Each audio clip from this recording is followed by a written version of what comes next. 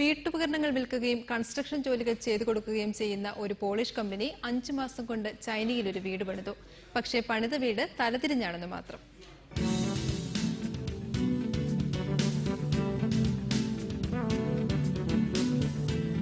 ചൈനയിലെ ഷാങ്ഹായ് വിമാനത്താവളത്തിനടുത്തുള്ള ഒരു ചെറിയ പട്ടണത്തിൽ ഇപ്പോൾ സന്ദർശകരുടെ വൻ തിരക്കാണ്. കാരണം അവിടെ ഒരു വീടുണ്ട്, തലതിരിഞ്ഞൊരു വീട്. വീടിന്റെ പരിസരത്തെങ്കിലും എത്തണമെങ്കിൽ കുറഞ്ഞത് 30 യുവാൻ, അതായത് 300 രൂപ വിലമതിക്കുന്ന ടിക്കറ്റ് എടുക്കണം. ടിക്കറ്റ് എടുത്താൽ എന്താ, വീടിന്റെ മേൽക്കൂരയിലൂടെ നടക്കാനാകും.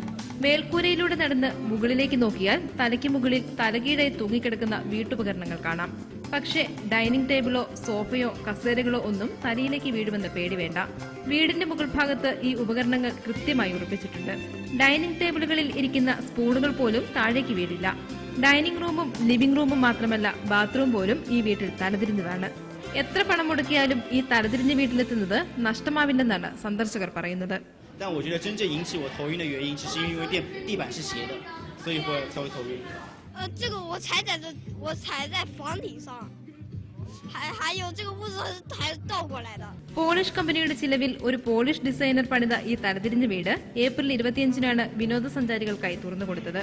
എന്നാൽ ഒരാഴ്ചയ്ക്കുള്ളിൽ തന്നെ മുടക്കിയ തുക മുഴുവൻ സന്ദർശകരുടെ ടിക്കറ്റിലൂടെ തിരിച്ചുപിടിക്കാൻ ഈ പോളിഷ് കമ്പനിക്ക് കഴിഞ്ഞു. Business desk reporter.